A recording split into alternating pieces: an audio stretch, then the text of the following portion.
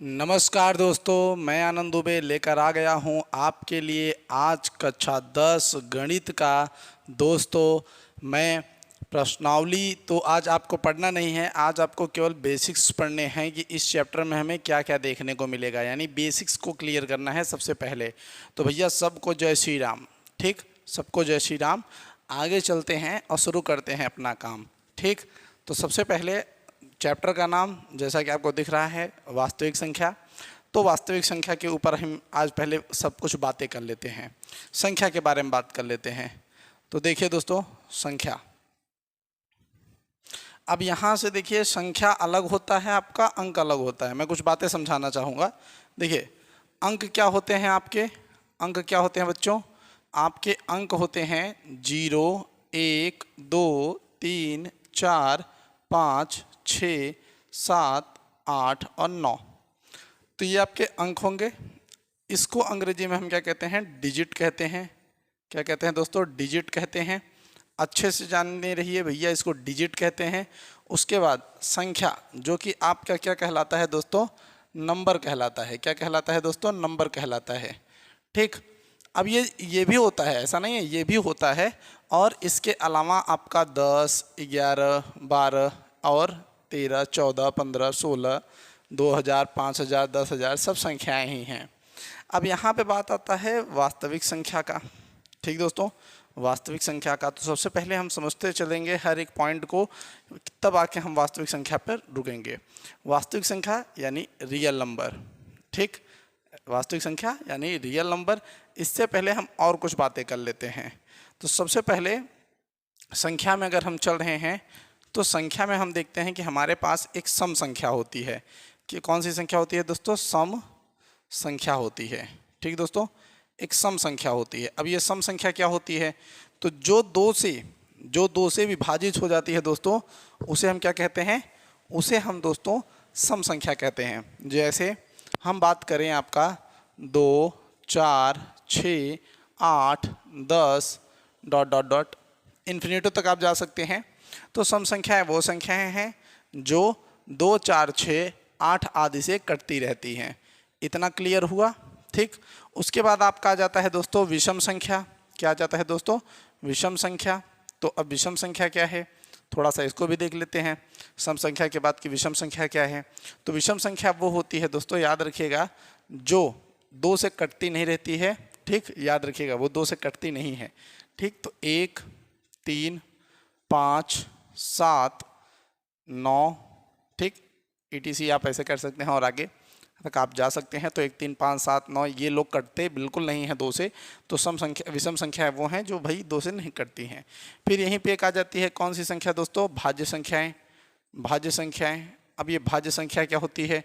तो भाज्य संख्या कहलाती है क्या दोस्तों? ध्यान से सुनिएगा कि भाज्य संख्या वो संख्याएं होती हैं जो खुद से तो कटती ही हैं और दूसरों से भी कटती हैं। तो ऐसी संख्याएं कौन हैं? जो खुद से भी कटें तथा एक से भी कटें और दूसरे से भी जाके कट जाएं। तो देखिए, पहली बात, अगर मैं कहूँ एक, तो एक तो देखो भाई, सीधी बात, एक तो केवल खुद से कटता है। ठीक, उसी तरीके से मैं 2 को कहूँ तो 2 भी खुद से कटेगा और 1 से कटेगा, किसी दूसरे से तो नहीं कट रहा है। इसी तरीके से 3 भी मिल जाएंगे तो 3 भी ऐसा ही है। परंतु यहाँ पे आपका 4 एक ऐसा है जो कि 2 से भी कटेगा, 1 से भी कटेगा और 4 से भी कटेगा, यानी ये 3 लोगों से कट रहा है। अभाज्य संख्याएं वो होती हैं जो एक से कटेंगी और खुद से कटेंगी। लेकिन यहाँ पे भाज्य संख्याएं हम पढ़ रहे हैं, तो भाज्य संख्याएं वो होती हैं जो एक से कटती हैं, 2 से मतलब 1 से कटेंगी, खुद से कटेंगी और उसके अलावा भी किसी और से कटती हैं। तो ऐसे आपका 4 हो गया, आपका 6 हो गया, आपके पास 8 हो गया, आपके पास 9 हो गया। ठीक, उसके बाद आपका 12 हो गया। इस तरीके से ध्यान दीजिएगा कि जो केवल, देखिए अगर आपको अभी नहीं समझ में आ रहा है तो यहाँ पे ध्यान दीजिए, 9 के ऊपर मैंने अभी फोकस किया आपको कि 9 किससे कटता है? 9 पहली बात तो 3 से कटेगा, उसके बाद 1 से कटेगा, उसके बाद 9 से कटेगा। तो ये 3 लोगों से कटता है। लेकिन इसी के अपोजिट अगर आप 3 को देखें तो 3 एक तो खुद से कटेगा और 1 से कटेगा और किसी से नहीं कटेगा। तो कम से कम जो 3 लोगों से कटता है वो कौन है भैया? वो भाज्य है। सीधी सीधी बात, जो खुद से कटे, जो 1 से कटे और साथ ही साथ क्या, जो किससे कट जाए मेरे बच्चों? जो अन्य संख्याओं से कट जाए उसे हम भाज्य कहते हैं। जस्ट इसी के अपोजिट अगर हम लेना चाहें, जस्ट इसी के अपोजिट हम जाते हैं भैया अभाज्य संख्याएं। इसी के अपोजिट हम चले जाते हैं अभाज्य संख्याएं। तो अभाज्य संख्याएं मैंने अभी आपको बता दिया। तो आपका देखिए सबसे छोटी संख्या तो आपका 2 ही मान लीजिए, 2 मान लीजिए, ठीक। उसके बाद आपका 3 हो जाता है, 5 हो जाएगा, ठीक। इसी तरीके से आपका 7 हो जाएगा, 11 होगा, उसके बाद फिर 13 आएगा, ठीक, फिर 17 भी आएगा आपका। तो ये लोग कौन है भैया? जो केवल खुद से कटते हैं तथा 1 से कटते हैं। इतना समझ में आया? बिल्कुल जी, इतना समझ में आना चाहिए। फिर उसके बाद आपका नंबर आ जाता है भैया नेचुरल नंबर का, जिसे हम क्या कहते हैं? प्राकृतिक संख्या। क्या कहते हैं? प्राकृतिक संख्या, ठीक। तो यहाँ पे आ जाता है आपका दोस्तों प्राकृतिक संख्या, जिसे हम नेचुरल नंबर भी कहते हैं। तो नेचुरल नंबर क्या होता है दोस्तों? तो याद रखिएगा, जो प्राकृतिक संख्याएं होती हैं उसे ही हम नेचुरल नंबर कहते हैं, सीधी सी बात है। तो यहाँ पर आप लिख सकते हैं 1 2 3 4 5 6 7 8 और 9, ठीक। तो ये आपके प्राकृतिक संख्या हो जाते हैं। उसके बाद आपका आता है क्या? पूर्ण संख्या। फिर आपका आता है पूर्ण संख्या। तो पूर्ण संख्या क्या होती है? तो याद रखिए जीरो सहित ले लेते हैं, इसमें जीरो ले लेते हैं और आपका 1 2 3 4 5 6 ये आपका आगे जाता चला जाएगा। इसी तरीके से ये भी आगे चला जाएगा, ठीक दोस्तों। तो ये हो गया आपका प्राकृतिक संख्या, ये हो गया आपका पूर्ण संख्या। अब इसी के अंदर हम लोग पढ़ते हैं दोस्तों रेशनल नंबर। क्या पढ़ते हैं दोस्तों? Rational number. ये बहुत ज़रूरी चीज़ है, रेशनल नंबर। अब रेशनल नंबर को हिंदी में क्या कहते हैं? तो हिंदी में इसको कहते हैं परिमेय संख्या। क्या कहते हैं? परिमेय संख्या। और इसी का एक अपोजिट होता है अपरिमेय संख्या, जो कि इरेशनल नंबर कहलाता है। क्या कहलाता है? वो इरेशनल नंबर कहलाता है, ठीक, याद रखिएगा। उसे हम इरेशनल नंबर यानी अपरिमेय संख्या, अपरिमेय संख्या का नाम देते हैं। तो इसमें देखिए रेशनल नंबर कौन होते हैं? तो मैं आपको बता दूं, रेशनल नंबर वो नंबर होते हैं दोस्तों जिन्हें हम, सबसे पहली चीज़, जिन्हें हम P/Q के रूप में लिख सकते हैं। तो सबसे बड़ी चीज़ है कि इन्हें हम P/Q के रूप में लिख सकते हैं। दूसरा नंबर याद रखिएगा, जहाँ पर आपका Q नॉट इक्वल टू 0 होना चाहिए। यानी आपका जो Q है, ध्यान दीजिएगा, जो आपका Q होगा वो 0 नहीं होना चाहिए। तीसरा नंबर आप ये कह सकते हैं कि P और Q दोनों पूर्णांक संख्याएं होनी चाहिए। क्या होनी चाहिए? दोनों पूर्णांक संख्याएं होनी चाहिए। अब यहाँ से आता है आपका पूर्णांक संख्या। अब यहाँ पे आ जाता है आपका पूर्णांक संख्या, इंटीजर नंबर आ जाता है आपका। तो अब देखिए पूर्णांक संख्या क्या है।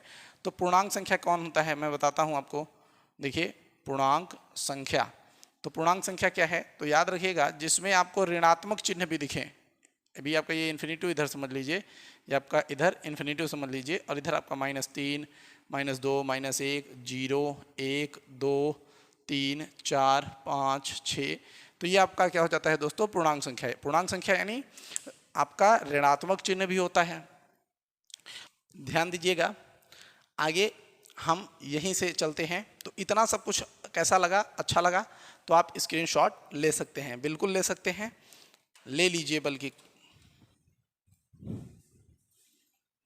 तो चलिए दोस्तों हम इसको इरेज कर देते हैं। थोड़ा लाइट ज़्यादा है इसलिए थोड़ा देखते हुए काम करना पड़ता है सब कुछ, ठीक।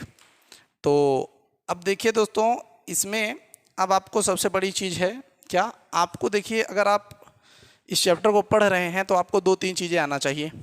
सबसे पहले जो आपको आना चाहिए वो नेसेसरी है भाई, आना चाहिए। आपको गुणनखंड करना आना चाहिए। क्या आना चाहिए भैया? गुणनखंड आना चाहिए, ठीक। अगर आपको गुणनखंड यानी आपको अंग्रेजी में इसको भैया फैक्टर कहते हैं, यानी आपको क्या अगर गुणनखंड नहीं आता है ना, तो आप प्रश्नावली 1.1 जो कि अब हमारा अपडेट हो चुका है 2023-24 के लिए, ये अपडेट हो चुका है, तो वो आपको नहीं समझ में आएगा। अगर आपको यहाँ पे कुछ दिक्कतें आ रही हैं किसको लेके? गुणनखंड को लेके, तो हम उसको सबसे पहले आपको बेसिक में आज पढ़ाने वाले हैं। जैसे मान लेते हैं आपको 25 का गुणनखंड करने को कह दिया। अब 25 का गुणनखंड करना है तो देखिए सीधी सी बात क्या करना है, आपको इस तरीके से एक लाइन खींचनी है, इधर आपको ऐसे कर देना है। जितने का गुणनखंड करना है दोस्तों, ये 25 आपको यहाँ पर लिखना है, एकदम कोई समस्या नहीं। आपने 25 को यहाँ पे लिख दिया, ठीक। अब आपको करना क्या है बच्चों? देखिए ये आपका 25 हो गया। अब आपको कुछ विभाजिता के रूल पता होने चाहिए जो कि बहुत ज़रूरी है दोस्तों। तो मैं कुछ विभाजिता के आपको रूल बता देता हूं कि कैसे किया जाता है। तो देखो, सबसे पहले मैं कहूं, एक से तो सारी संख्याएं कट सकती हैं, सारी संख्या विभाजित होती है इससे। तो आप जाने रहिए कि सारी संख्या विभाजित होगी, यानी एक से तो ऐसी कोई संख्या नहीं है जो विभाजित नहीं होती है। ठीक, उसके बाद आपका आता है दो।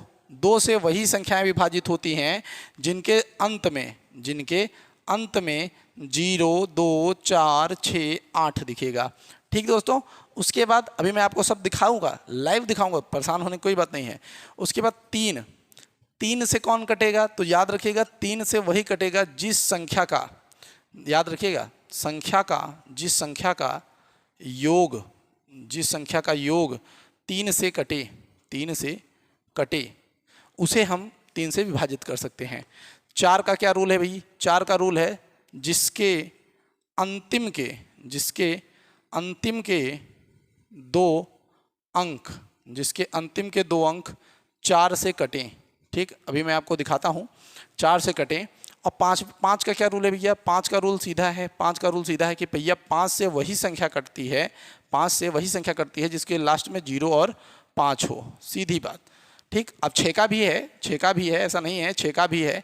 तो 6 तक आपको जाने की जरूरत नहीं है, क्योंकि 6 जो 2 से कटेगा वो 6 से भी कटेगा, यानी 2 और 3 से जो कटेगा वो आपका 6 से भी कटेगा। आप 5 तक याद करके रखिए, मैं आपको गारंटी देता हूं कि आपका कक्षा 10 इतने में आपका निपटा देंगे भाई, इतने में निपटा देंगे। अगर आगे कुछ आता भी है तो 13 का आएगा, 17 का आएगा, तो उतना ज़्यादा महत्वपूर्ण नहीं है, उतना तो आप करते करते सीख जाएंगे।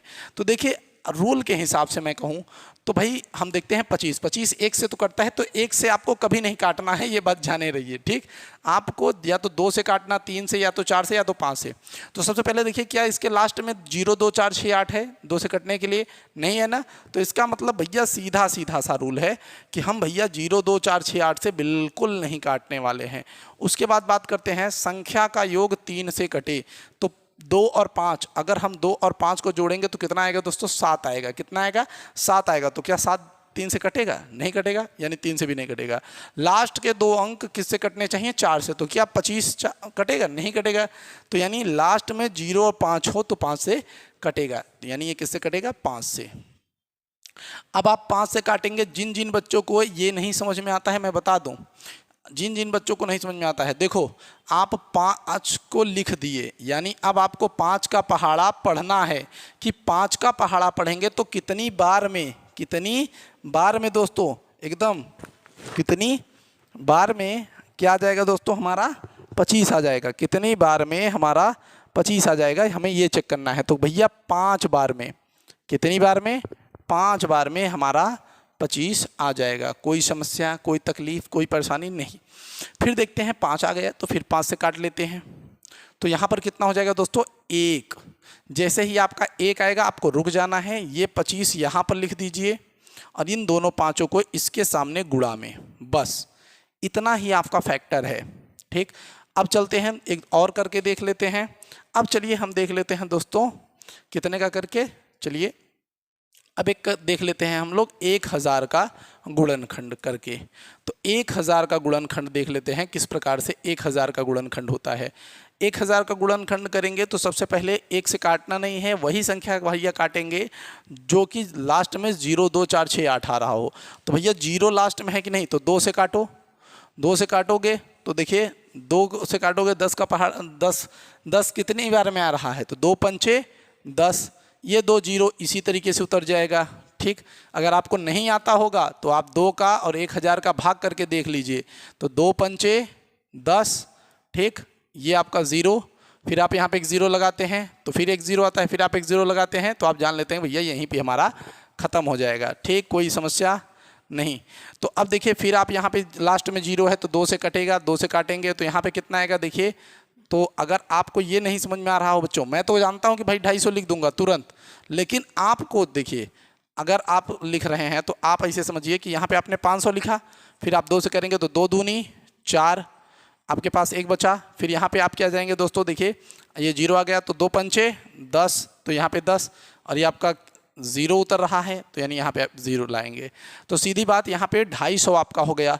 अब फिर उसके बाद लास्ट में 0 आ रहा है तो आपको फिर 2 से काटना पड़ेगा, तो फिर आपने 2 से काटा।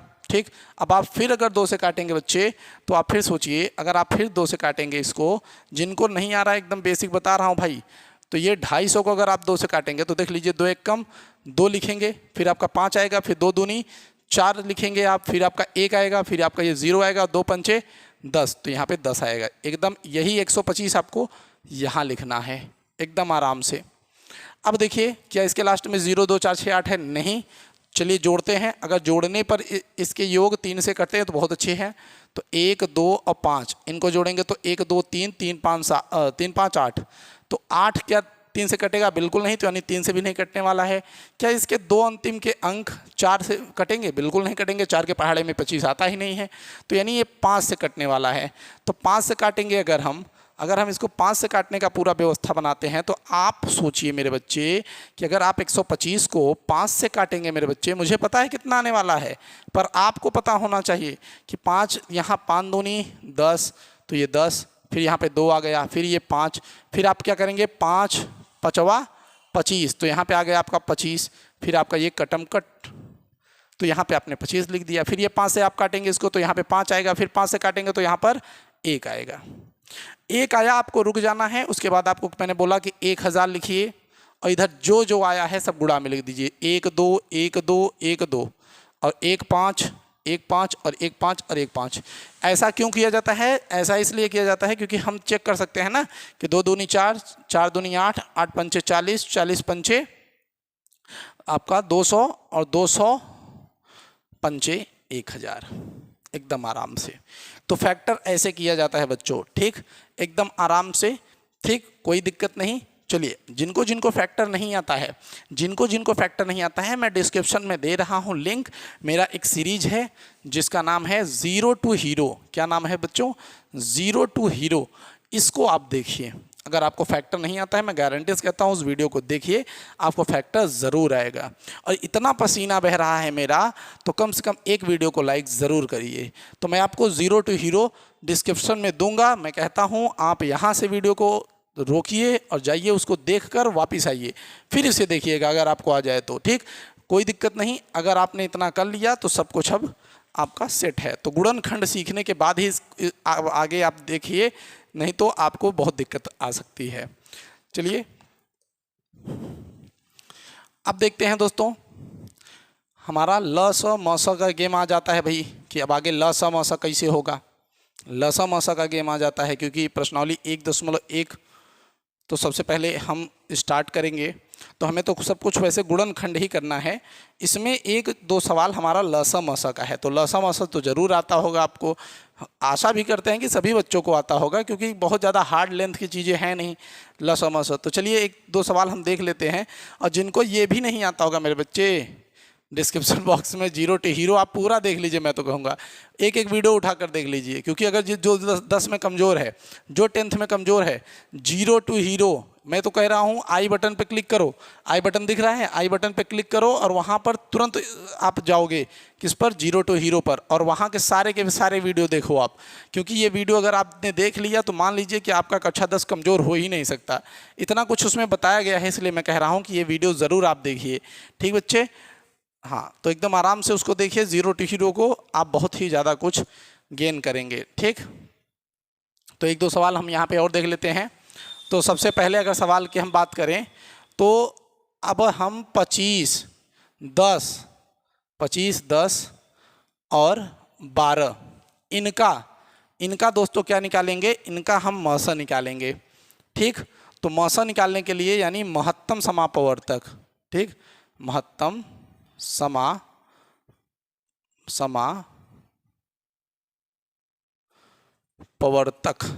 और लघुत्तम समापवर्त्य, ठीक। तो इनको एचसीएफ बोल दिया जाता है और उसको क्या बोल दिया जाता है? उसको एलसीएम बोल दिया जाता है, ठीक, हाईएस्ट कॉमन फैक्टर और लिस्ट कॉमन मल्टीप्लाई, ठीक, ध्यान दीजिएगा। तो यहाँ पे देखिए क्या होगा, एलसीएम और एचसीएफ दोनों निकालना है, हम दोनों तरफ ऐसे खींच लिए कि उसको अलग इसको अलग। अब यहाँ पे एक तरफ आप 25 लिख दीजिए, फिर आप एक तरफ 10 लिख दीजिए, एक तरफ आपको 12 लिखना है। 25 का जब हम फैक्टर करेंगे दोस्तों तो 5 गुणते 5 पा जाते हैं, 10 का करेंगे तो 2 गुणते 5 पा जाते हैं, 12 का करेंगे तो 2 गुणते 2 गुणते 3 पा जाएंगे। महत्तम समापवर्तक निकालना है, एक लाइन खींच दीजिए, यहाँ पे लिख दीजिए कि आप मौसा निकाल रहे हैं। फिर उसके बाद आपको क्या करना है, जो जो मिल रहा है उसे लिख दीजिए। ऊपर 5 है, नीचे 5 कहीं पर है, इसमें है, यहाँ पर 5 है, परंतु इसमें 5 नहीं है तो यहाँ पे नहीं लिखा जाएगा। फिर देखिए इसमें 5 है, इसमें 5 है, भैया नहीं है, बिल्कुल नहीं है, तो यानी इसका जो मौसा होगा वो 1 होगा। जब कुछ ना मिले तो मौसा 1 होता है। और यहीं पे अगर लसा की बात करें हम तो देखिए 25 का हम फैक्टर करते तो कितना मिलता, 5 गुणते 5। 10 का करते तो कितना मिलता दोस्तों हमारे पास, 2 गुणते 5। और यहीं पे 12 का करते तो कितना मिलता, 2 गुणते 3। तो अगर यहीं पे हम लसा निकालें तो क्या मिलेगा, देखिए एक बार हमने देखा, ध्यान दीजिएगा, एक बार हमने क्या देखा, हमारे पास व्यवस्था थी कि भैया एक बार हमने देखा कि ये 5 है और ये 5 है, तो इन दोनों के लिए हमने यहाँ पे 5 उतार दिया। ध्यान दीजिएगा एकदम पॉइंट पर। उसके बाद क्रॉस हमने देखा ये 5 है, फिर कहीं और 5 नहीं था तो हमने फिर 5 उतार दिया। फिर इसके बाद हम क्या देखेंगे, ध्यान दीजिए, अब इसके बाद हमने देखा ये 2 है, ये 2 है, तो इसलिए हमने एक और 2 उतार दिया। फिर अब देखिए, अब हम क्या देखते हैं, अब हम देखेंगे कि हमारे पास ये 2 है तो हमने इसके लिए 2 उतार लिया, और ये एक 3 ये है तो इसके लिए एक 3 उतार लिया। यानी मौसा में का अर्थ आप कह सकते हैं जो मिले सब लिखो, इसीलिए तो मौसा। और अगर लसा की बात करें तो लसा का मतलब लपेटो सब, यानी सब कुछ लपेट देना है आपको, ठीक, कुछ भी छोड़ना नहीं है। तो लसा का अर्थ आप कह सकते हैं कि सब कुछ लपेटना है, कुछ भी छोड़ना नहीं है। तो ये यहाँ पर आप देखिए, आप कहेंगे 5 25, 25 दूना 50 और 50 दूना 100 और 100 दूना 100 तियाँ 300, तो यहाँ पे आपका आ गया भैया 300। ठीक, एक बार क्रॉस चेक कर लेते हैं। 3 दूनी 6, 6 दूनी 12, 12 पंचे 60 और 60 पंचे 300। तो ये हमारे पास एक तरफ मौसा और एक तरफ लसा आ गया। इसी तरीके से 2 छोटे छोटे नंबरों के और करके देख लेते हैं कि कैसा आपको लगेगा। तो जो आपके क्वेश्चन हो एकदम आराम से आपको करना है, ज़्यादा हड़बड़ी नहीं दिखानी है। तो अब मान लेते हैं कि अभी हम निकाल रहे हैं 2 4 6 8 का, ठीक, 2 4 6 8 का लसा भी निकाल लेते हैं, मौसा भी निकाल लेते हैं। तो चलिए इधर हम लोग मौसा निकाल लेते हैं और इधर हम लोग लसा निकाल लेते हैं दोनों। चलिए, तो 2 का निकालेंगे तो भैया 2 गुणते 1, 4 का निकालेंगे तो भैया 2 गुणते 2, 6 का निकालेंगे भैया 2 गुणते 3, 8 का निकालेंगे भैया 2 गुणते 2 गुणते 2 गुणते 2। अब उसके बाद देखिए जो जो मिल रहा है, तो 2 इसमें भी 2, इसमें भी 2, इसमें भी 2, इसमें भी 2 आ गया। यहाँ पर एक तो सब में होता है, कोई दिक्कत नहीं है, बाकी आपका मौसा यहाँ पे 2 बन गया। तो यहाँ पे जो मिला हमने उसे ही लिखा। तो ये पूरी की पूरी देखिए लाइन में आपका 2 मिला, इसलिए हमने 2 लिख दिया। लसा की बात करेंगे तो यहाँ पे 2 गुणते 1 हो जाएगा, फिर आपका 4 का 2 गुणते 2 हो जाएगा, 6 का आपका 2 गुणते आपका 2 हो जाएगा, और यहाँ पे 8 का आपका 2 गुणते 2 गुणते 2 हो जाएगा। उसके बाद अगर आप लसा निकालने की बात करेंगे बच्चों, तो लसा निकालिए, देखिए आपका 2 2 2 2, तो 2 लिखिए। फिर आपका ऊपर नहीं मिला, कोई दिक्कत नहीं, छोड़िए, 2 2 2, तो आपने 2 लिखा और एक लास्ट का 2, यानी इसका तो भैया 8 हो गया। यानी आप समझ चुके होंगे कि भैया जो मौसा में मिल रहा है हमें उसे लिखना है, और लसा में हमें वो लिखना है जो भैया नहीं मिल रहा है, मिल रहा है, सब कुछ वहाँ पे उसको लिखना होता है। ठीक भैया, अगर आप स्क्रीनशॉट लेना चाहते हैं तो बेझिझक आप स्क्रीनशॉट ले लीजिए मेरे बच्चों। ठीक, एकदम आराम से आया बात समझ में। एक एक पॉइंट को एकदम विशेष ध्यान देते हुए हम चलेंगे।